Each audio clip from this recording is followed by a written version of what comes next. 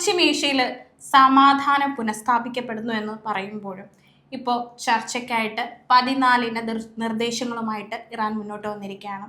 അതായത് വെടിനിർത്തൽ അവസാനിപ്പിക്കണം എന്നിട്ടുള്ള US-ന്റെ 9 നിർദ്ദേശങ്ങൾക്ക് ബദലായിട്ടാണ് ഈ 14 നിർദ്ദേശങ്ങൾ മുന്നോട്ട് വെച്ചിരിക്കുന്നത്. അപ്പോൾ US പറഞ്ഞിരുന്നത് 2 മാസത്തേക്ക് വെടിനിർത്തലാക്കണം, അങ്ങനെ ഒരു അജണ്ടയിൽ നിന്ന് അത് കഴിയില്ല, 30 ദിവസത്തിനുള്ളിൽ തന്നെ വെടിനിർത്തലാക്കണമെന്ന് പറയുന്നുണ്ട്. കൂടാതെ ഇറാനെതിരെയുള്ള എല്ലാ തരത്തിലുള്ള ആക്രമണങ്ങളും ഒഴിവാക്കണം, ലെബനിലെതിരെയുള്ള ആക്രമണങ്ങളും ഇല്ലാതാക്കണം, അവിടെ നിന്നെല്ലാം US-ന്റെ സൈന്യം വിന്യസിച്ചിരിക്കുന്നിടത്ത് നിന്ന് പിന്മാറണമെന്നും മരവിപ്പിച്ചിരിക്കുന്ന ഇറാനിയൻ ആസ്തികൾ മോചിപ്പിക്കണമെന്നും കൂടാതെ പറഞ്ഞിരിക്കുന്ന പ്രധാനപ്പെട്ട കാര്യങ്ങളിൽ ഒന്നാണ് ഇത്തരത്തിലുള്ള ആക്രമണങ്ങൾ, ഹോർമൂസിന്റെ ഉപരോധം പൂർണ്ണമായി മാറ്റണമെന്നുള്ള അജണ്ടകളാണ് ഇതിൽ ഈ 14 നിർദ്ദേശങ്ങളിൽ പ്രധാനമായും കടന്നു വരുന്നത്. എന്നാൽ ഇതിനായി ഈ ചർച്ച വെച്ചപ്പോഴുള്ള ആദ്യ സന്ദർഭത്തിൽ ട്രംപ് പറഞ്ഞിരുന്നത് ഇത്തരത്തിലുള്ള ഈ ഒരു നിർദ്ദേശത്തിന്റെ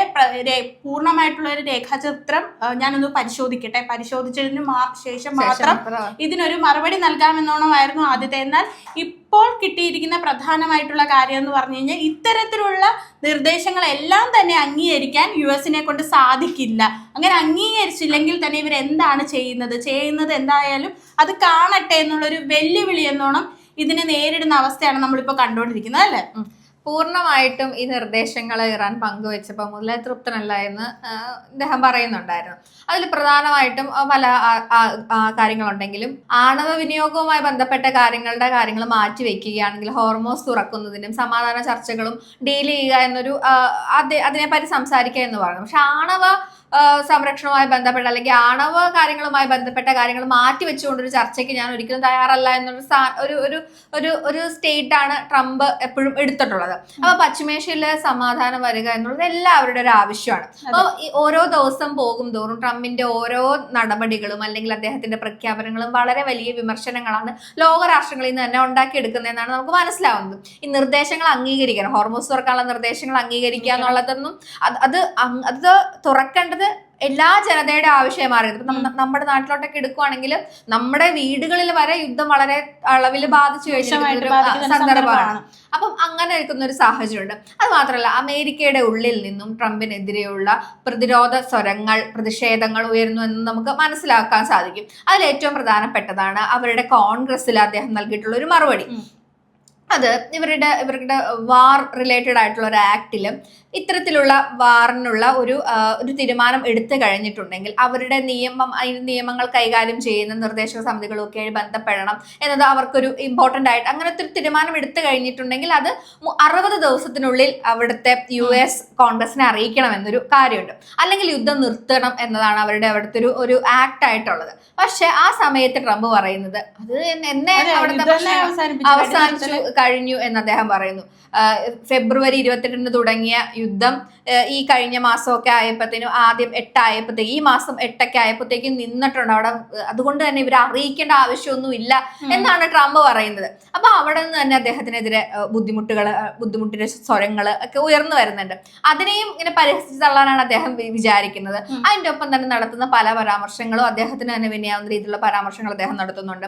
അത് കടൽ കൊള്ളക്കാരെ പോലെയാണ് അദ്ദേഹം പെരുമാറുന്നത് എന്ന് ഇറാൻ പറഞ്ഞപ്പോൾ അതെ ഞങ്ങൾ അങ്ങനെ തന്നെ, ഞങ്ങൾക്ക് അവിടെ ഇങ്ങനെ കൊള്ളയടിച്ച് കിട്ടിയത് അല്ലെങ്കിൽ ഈ കപ്പലുകളെ കൊള്ളയടിച്ച് കിട്ടിയ ലാഭം എന്ന് പറയുന്നത് തന്നെ വളരെ വലിയ ലാഭമാണ്, അതാണ് എനിക്ക് ഏറ്റവും ബെനിഫിഷ്യൽ എന്നൊക്കെ അദ്ദേഹം പറഞ്ഞു വെക്കുന്ന ഒരു സ്വഭാവമുണ്ട്. അപ്പൊ ഇതൊക്കെ അദ്ദേഹത്തിന് ഒരു പൊതുസമ്മതി കുറയുന്നതിന് ഓൾറെഡി വലിയ പൊതുസമ്മതി ഉണ്ടോ എന്ന് ചോദിച്ചാൽ ഇല്ല എന്ന് തന്നെ പറയണം. പക്ഷെ അപ്പൊ വാർ റിലേറ്റഡ് ആയിട്ടുള്ള കാര്യങ്ങളിൽ അദ്ദേഹത്തിന് ഒരു ബാക്കിയുള്ള എല്ലാ സ്ഥലത്തു നിന്നും ഒരു ചെറിയ എതിർപ്പ്, ചെറുതല്ല വലിയ രീതിയിലുള്ള എതിർപ്പുകൾ വരുന്നു എന്നാണ് അത് മനസ്സിലാക്കുന്നത്. ഇപ്പൊ ജർമ്മനിയിലെ ജർമ്മൻ ചാൻസലറുമായിട്ടുണ്ടായിട്ടുള്ള ഇപ്പോ റീസെന്റ് കഴിഞ്ഞ ദിവസം ഉണ്ടായ പ്രശ്നങ്ങളും അത് തന്നെയാണ് കാണിക്കുന്നത്. അതായത് ഈ ഇറാനുമായിട്ട് ഇങ്ങനെ യുദ്ധം വെക്കുന്നത് സ്വയം ഒരു എന്താ പറയാ അത് അവഗണിക്കുന്നത് പോലെ, അല്ലെങ്കിൽ ഇറാനെ കൊണ്ട് നമ്മൾ എന്താ പറയുക ഇളിഭരാവുന്ന പോലത്തെ ഒരു അവസ്ഥയാണ് ഇപ്പോൾ ഉള്ളത് എന്നാണ് അവർ പറയുന്നത്. അല്ലെങ്കിൽ നന്നായിട്ട് യുദ്ധം എങ്ങനെ സോൾവ് ചെയ്യണം എന്ന് അമേരിക്കയ്ക്ക് ഇപ്പോൾ അറിയില്ല അത് എങ്ങനെയാ ഡീൽ ചെയ്യേണ്ടതെന്ന് അവർക്ക് അറിയത്തില്ല. അബ്ബാസ് അരാഗച്ചി പോലും പറയുന്നുണ്ടല്ലോ, വാചകവടി കൊണ്ട് ഒരിക്കലും യുദ്ധം ജയിക്കാനാവില്ലെന്ന് അങ്ങനെ പറഞ്ഞ സാധനം. അപ്പൊ ഇത്തരത്തിലൊരു ഒരു മറുപടി ജർമ്മൻ ചാൻസലർ കൊടുക്കുമ്പോൾ പുള്ളി അപ്പൊ തന്നെ ചെയ്യുന്ന ജർമ്മനിലുള്ളവരുടെ 5000 സൈനികരെ അവിടെ നിന്ന് തിരിച്ചു വിളിക്കും എന്നൊക്കെ പറഞ്ഞുള്ള ഭയപ്പെടുത്തലുകൾ, വിളിക്കാൻ പോകുന്നു എന്നൊക്കെ പറയുന്ന കാര്യങ്ങൾ, ഇതൊക്കെയാണ് അദ്ദേഹം ചെയ്യുന്നത്. അപ്പൊ ലോകരാഷ്ട്രങ്ങൾക്കിടയിൽ യുദ്ധം ചെയ്യുന്നതിനെ തുടർന്ന് ട്രംപിനുണ്ടാവുന്ന നെഗറ്റീവ് ഇമേജ് വളരെ വലുതാണ്. അത് കൂടിക്കൊണ്ടേയിരിക്കുകയാണ്. അതിന്റെ ഇടയിൽ സമാധാന കരാറിനൊക്കെ പുള്ളിനെ കൺസിഡർ ചെയ്യുന്ന ഒരു അവസ്ഥയൊക്കെ ഉണ്ട്. പക്ഷെ അത് എന്താകും എന്നൊക്കെ നമുക്ക് നോക്കി കാണാം. അത് എവിടെ എത്താൻ പോകുന്നൊന്നും ഉണ്ടാവില്ല. പക്ഷെ അങ്ങനത്തെ ഒരു സാഹചര്യമാണ് നിലനിൽക്കുന്നത്. ഇപ്പൊ ലോകരാഷ്ട്രങ്ങൾക്കിടയിൽ മുഴുവൻ അദ്ദേഹത്തിന് ഒരു നെഗറ്റിവിറ്റി സ്പ്രെഡ് ആവുന്നുണ്ട്. കാരണം എല്ലാവരും യുദ്ധം കൊണ്ട് മടുത്തിരിക്കുകയാണ്. പശ്ചിമേഷ്യയിൽ നടക്കുന്ന യുദ്ധം കൊണ്ട് അത് എല്ലായിടത്തും ബാധിച്ചു കഴിഞ്ഞു. ഇപ്പം പല സ്ഥലങ്ങളിൽ, ഇപ്പൊ അമേരിക്കയിലെ തന്നെ ചില കമ്പനികൾ, വിമാന സർവീസുകളൊക്കെ അവർക്ക് ഇന്ധനമില്ലാത്തത് കൊണ്ട് തന്നെ അവർക്ക് നിർത്തിവെക്കേണ്ട ഒരു സാഹചര്യമുണ്ട്. അപ്പൊ ലോകം മുഴുവൻ ഇത് വ്യാപിച്ചു കഴിഞ്ഞിരിക്കുകയാണ്. ജനങ്ങളുടെ ജീവിതത്തെ വളരെയധികം ബാധിച്ചുകൊണ്ടിരിക്കുന്നു. സാധാരണക്കാരുടെ അടക്കം ജനജീവിതത്തെ വളരെയധികം ബാധിച്ചുകൊണ്ടിരിക്കുന്ന ഒരു സാഹചര്യമാണ്.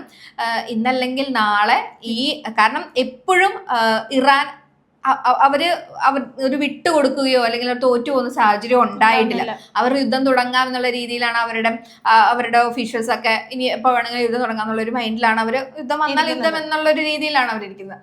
അപ്പോൾ പൂർണ്ണമായും അവരുടെ നിർദ്ദേശങ്ങൾ അംഗീകരിച്ചുകൊണ്ട് അത് അവിടെ നിന്ന് എങ്ങനെയും യുദ്ധം നിർത്തി പോരുക എന്നതാണ് ഇപ്പം അമേരിക്കയും ട്രംപിനെയും സംബന്ധിച്ചിട്ട് അവർക്ക് ചെയ്യാനുള്ള ഏറ്റവും നല്ല കാര്യം. അവരെത്ര പഠിച്ചാലും അല്ലെങ്കിൽ എത്ര അതിനെപ്പറ്റി പഠിക്കുകയാണ്, നിർദ്ദേശങ്ങളിൽ താല്പര്യമില്ല, ഇഷ്ടമല്ല എന്നൊക്കെ പറഞ്ഞാൽ നിർദ്ദേശങ്ങൾ അംഗീകരിക്കേണ്ടി വരുമെന്ന് തന്നെയാണ് നമുക്ക് മനസ്സിലാവുന്നത്. എങ്ങനെയാണെങ്കിലും എത്രയും പെട്ടെന്ന് യുദ്ധം തീരട്ടെ, സമാധാനം വരട്ടെ എന്ന് നമുക്ക് ആഗ്രഹിക്കാം. അതെ.